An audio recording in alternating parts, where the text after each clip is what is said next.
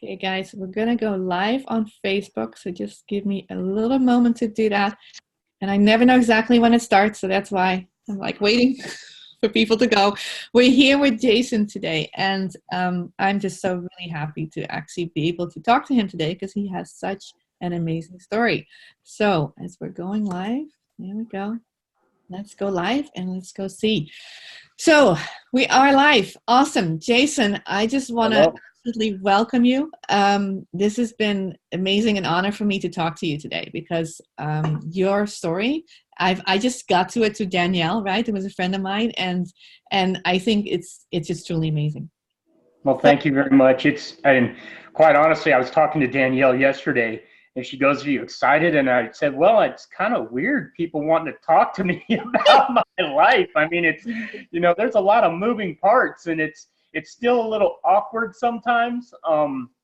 But that being said, there is a lot of overcoming, and there's a lot of if my story can help, somebody else that's going through some things in their life, then by all means, it gives me back a little bit of that purpose that, yeah.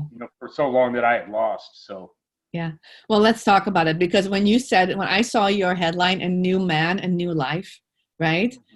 I mean, new man starting a new life. That's what you said. yeah. What is that? Where were you, and what's been going on in your life? I mean, you are a veteran, right? I would love to just touch upon that, and then a little bit about your journey.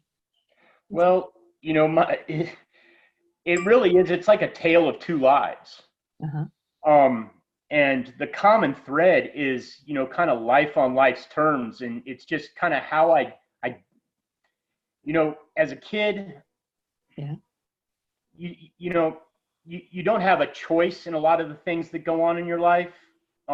Unfortunately, whether I was a inactive participant as a child or a voluntary participant when I got older, unfortunately, drugs and alcohol kind of they shaped my growing up, and in large part because of life on life's terms, the circumstances that I had a hand in myself as well. They they they they they shaped a lot of my the way my life has gone as an adult. But that being said, you know, people always go through things. Yeah. It's just how my perspective has changed. My perspective has changed, and since I've been clean about 2 years now, going on 2 years.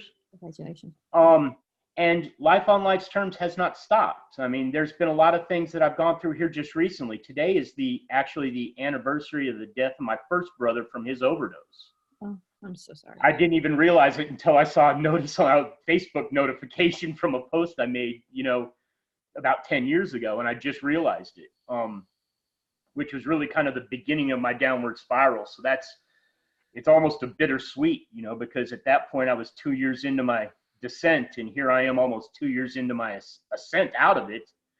And so it's kind of a bittersweet realization, but it's just, how the tools that I've got and how I've learned how to deal with life circumstances these days. So it really is a tale of two lives. Yeah, when you talk about everything that you went through, right, and the PTSD, the anxiety, the things that you mentioned, can Right. you give us a picture of how that looked like? I want to go to where you're now, right? But tell us a little about what did that look like for you? Well, my mom was was a bad alcoholic and a severe drug addict my entire growing up. I'm one of four boys. Um, my parents got divorced at an early age, so it was really just my mom. But she was a very destructive individual. We didn't have any family around us because she was also a very efficient bridge burner. um, and so, me being the oldest, I bore a lot of responsibility to take care of my little brothers, and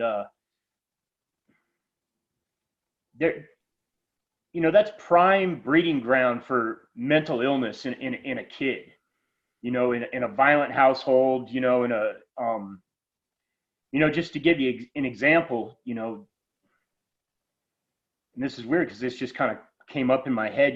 I used to get up every morning before the school bus and have to go to the local grocery store and steal candy that I would sell at school for lunch money. Oh wow. You know, that's the kind of upbringing that I had.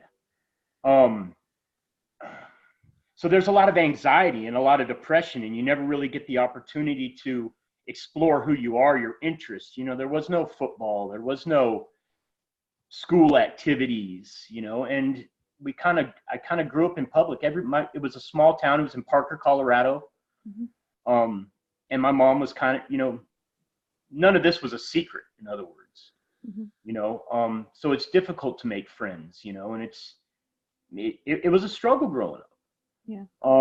So I've dealt with, you know, the PTSD from my childhood and the anxiety and the depression, of not ever really knowing where I fit in.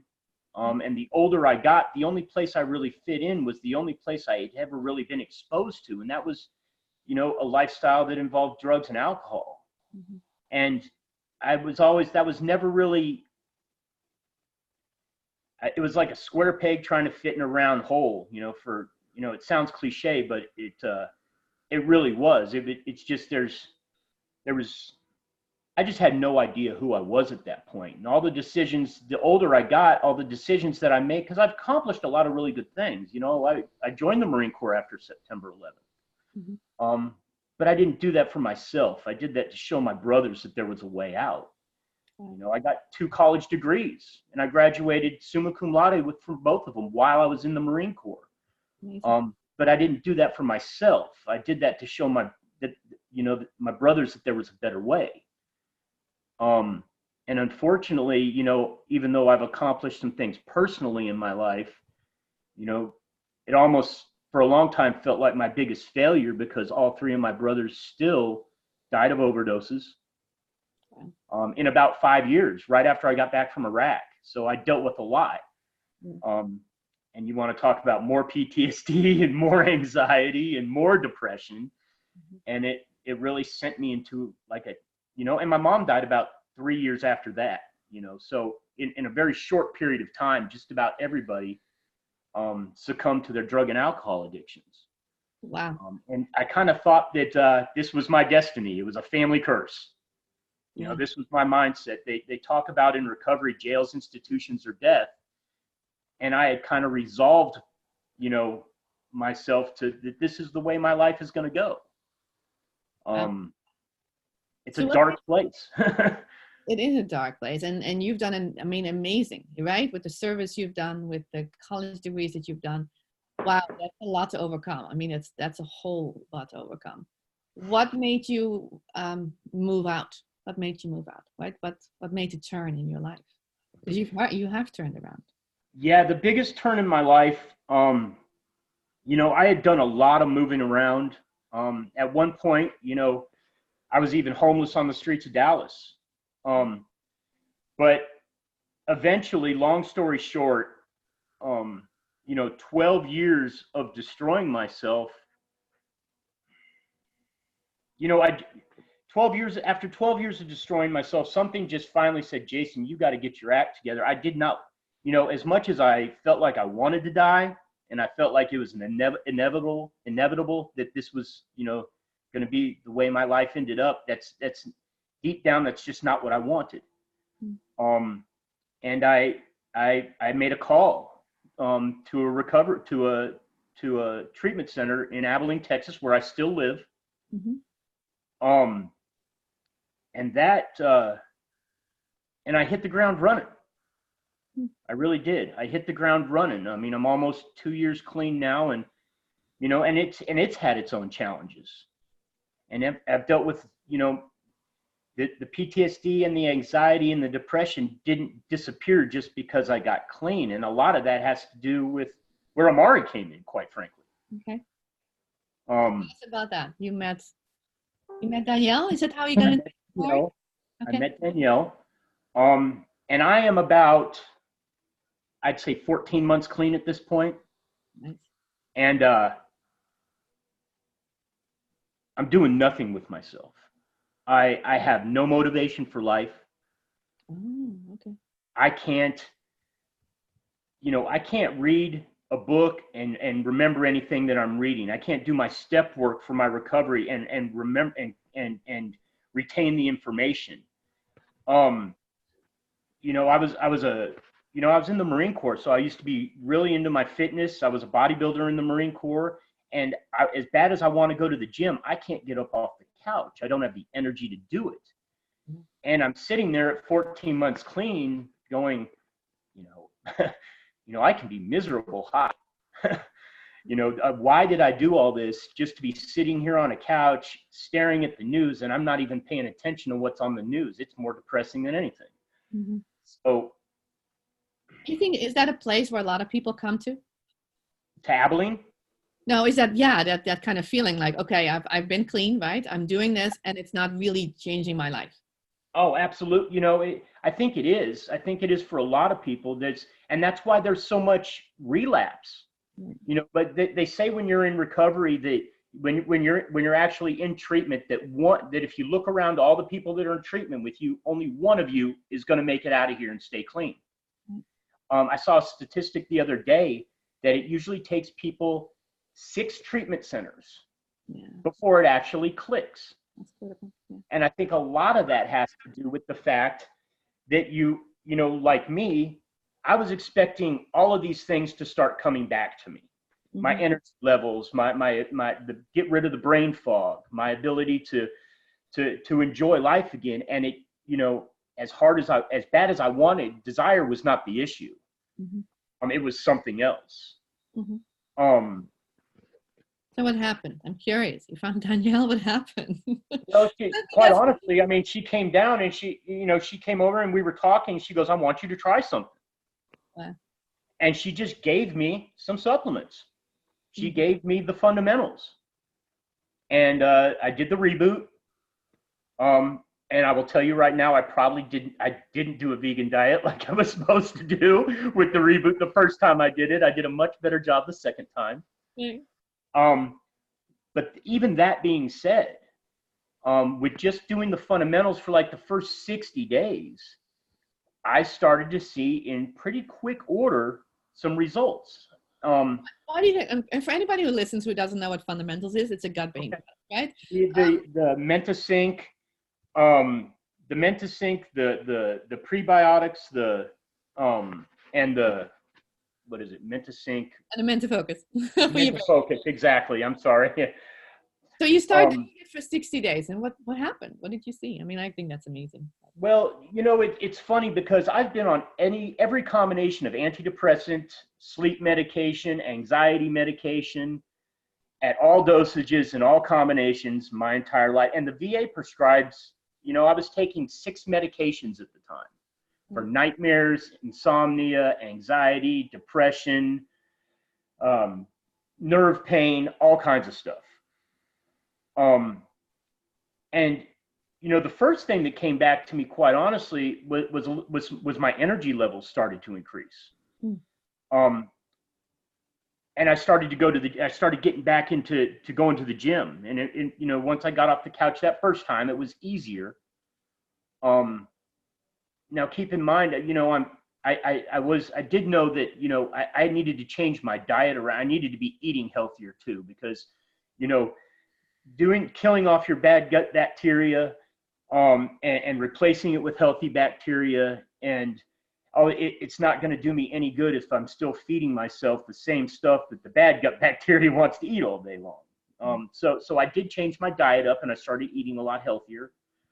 But I wasn't craving all those, all the sugars and all the fatty foods anymore either. Mm-hmm. So the fundamentals helped me with that as well once I got rid of that bad gut bacteria. Yeah, isn't it funny how it actually works like that? Right. And I mean, I eat so bland and so healthy these days. I go out with my friends and they're like, "Why don't you have it?" And I just, it just doesn't look good to me anymore. Nice. Really, and I don't feel good after I do it. After I overindulge. But my energy levels started to come back. Nice. And then my ability to focus and retain information came back a lot quicker. I mean, it's funny because I used to love to read. I used to love to journal, and I write a lot. Mm-hmm. And I couldn't do any of those things. And, I write in my journal every day. I write short stories. I read about a book a week these days. Nice. Yeah, I actually. You're talking about like 6 months. You go from not being able to Oh yeah, the mind cancer. Good book. It is a good book, but that's kind of amazing story in itself, right? Being able to Right. really not concentrate on that, and now being able to do that again. I'm doing a lot of things that I wasn't able to do. And because I recognized some results that none of the medications were ever able to give me, and nothing measurable at least, I kind of dove right in with, I started with, I got the vitamins, I got the digestive, I got the probiotics. One of the things that I didn't expect, in conjunction, of course, with going to the gym again and eating healthier, was I lost 22 pounds of body fat in like 3.5 months. Nice. Just crazy. I mean, my bloating was gone, so I was not only starting to see and feel a lot of results inside, but I was starting to recognize them on the outside as well. I went and had my body scan done at 5-Star Nutrition one day, and I hadn't lost any muscle. I'd lost some water, but I lost a lot of body fat. I couldn't believe it. Right. So that was one of the added benefits I didn't expect. Right. So you lost weight, you're thinking better. How are your emotions? I mean, there's been such a thing with anxiety, PTSD in your background, right? How are you feeling? I'm curious about that. There's been a lot of things that have gone on since, I've a lot of personal struggles that I've had since I started all of this, things that really probably would have sent me into a tailspin. I was in a car accident. I've had some other problems. My lifelong, my 12-year companion, my dog died last week. I've seen him, through all of this, and it was one of those things that I was deathly scared of because he's really the last family I had. And surprisingly, emotionally, I'm a whole lot better. I have grown more, especially with the struggles in the past 4 months, but because I've only been on Amari for about 6, I moved out of the recovery house into my own house, and I took on a lot of extra responsibilities. And then I've had some struggles along the way. And quite frankly, there's been more personal and spiritual growth for me in these past 4 or 5 months with the struggles than I've ever had in my life. I'm generally a pretty happy guy these days, which is strange. And the biggest thing is I'm off almost all of those medications. I stopped taking my trazodone for sleep. Wow. I no longer take prazosin for nightmares. I no longer take gabapentin for nerve pain. I no longer take baclofen as a muscle relaxer for muscle spasms. I rarely take my boost bars for anxiety. And we've cut my dosage for bupropion for my antidepressant in half. Wow. So I'd have to say emotionally, I'm doing a whole lot better. That's good. Oh my goodness. I think it's amazing. Your story is so amazing, going from all that trauma, right, to now being here and making something really beautiful of your life. What's your mission looking forward, like moving forward with all this newfound energy? And I know you must have a mission. So what is it that you're going to do? I do. Here in short order, actually, so I'm going to do a shameless plug here. I do have a website that's going to go. I do have a website that's going to be going up. It's going to be www.recoverfromlife.com. And I'm going to have the links to my Amari page on there as well. I'm going to have a forum for people in recovery that don't really have the opportunity or don't like going to meetings where we can do our daily meditate, daily reflections, things of that nature. Nice. I want to put a book review because I read all the time, all these books that are really helping me in my personal life. Beautiful. There's a lot of things that I want to do as far as that. And then I journal a lot and I write a lot. And so eventually, I've got a lot of stories in my life, and I would love to write a book that, kind of takes the lessons that I've learned, and ties in, the lessons I've learned, looking at my past life and then this new life and the lessons that I've learned in between, and how I've sort of been able to bridge the gap. And so I want to do that as well. So People yeah, often, got some ambitions and some things I want to do. I love it. I love it. And then please, yeah, let's write that in the comments. Let's put that website too. If anybody recognizes who in the call, please give us a yes, because this is an amazing story. And they often go from making your mess your mission, right? Really going from what disaster sometimes, so the things that happen to our lives, even they're not disasters, but things that happen, right? Give us experience. If there is one person that you can see in front of you right now whose life you would like to change, what does he or she look like? Give me a picture. Man, you know what? I am very involved in the recovery community up here in Abilene. I go to my meetings daily. I have people that I sponsor. So, and the thing about people in recovery is we come in all shapes, sizes, colors, creeds, religions, section. It doesn't matter. You really got to, human beings are so good at looking at differences instead of similarities.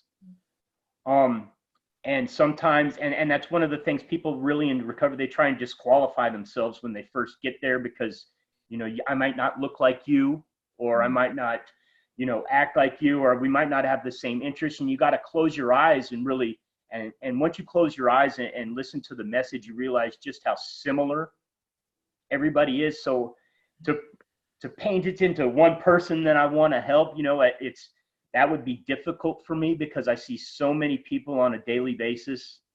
I go to a noon meeting, I go to a night meeting. I mean, I really try to stay involved because, drug and alcohol addiction, it robbed me of my childhood. It robbed my brothers of their lives. It robbed my mother of her ability to be. My story can, help any of those people that are going through that same sort of thing. And, that's, those are the people I really want to help. But then again, I've dealt with, the anxiety, depression, and the PTSD. There's a veterans community as well, that I could read, so there's a lot of people. And I think that's kind of the theme behind the website that I want to do, because people are recovering from life in all kinds of different ways. Yeah. You don't have to be in recovery. It could be childhood trauma. It could be, things that are going on in your personal life. You could have health issues. And Amari is such a good, broad spectrum, way of addressing people with a wide variety of health and mental wellness issues. Mm-hmm. I love the fact that they're addressing all three brains now. Yeah. The gut and the heart, and another good book. I read a lot, and it backs up everything, behind, the heart brain axis as well. Right. Our heart is an integral part of that neural network, and it retains actual memories just like our brain does. And so Amari's really come out with some, a broad spectrum of products that have helped me so much. I think can help everybody, because our health is, I don't think people realize that we're like how closely we are, we've got a large ecosystem inside our bodies, and it's, it's not just one thing that we've got to take care of, but how closely we are connected to each other, mm-hmm. How close we are connected to our earth. And yeah, it's like we're, no, absolutely. But it's probably another topic. I'm curious, and we'll have to finish it up just because of timing, because I mean, it's an amazing story you have, Jason. But if you would encourage somebody who's listening right now to this Facebook Live, right, to this video, what would you encourage them to do? What is the next step for them? Of course, look at your website, but beyond that, what is something you would yeah, far beyond that. I mean, that was, it's not even up and running yet. Yeah, I can't, I mean, it's still a shameless plug, but I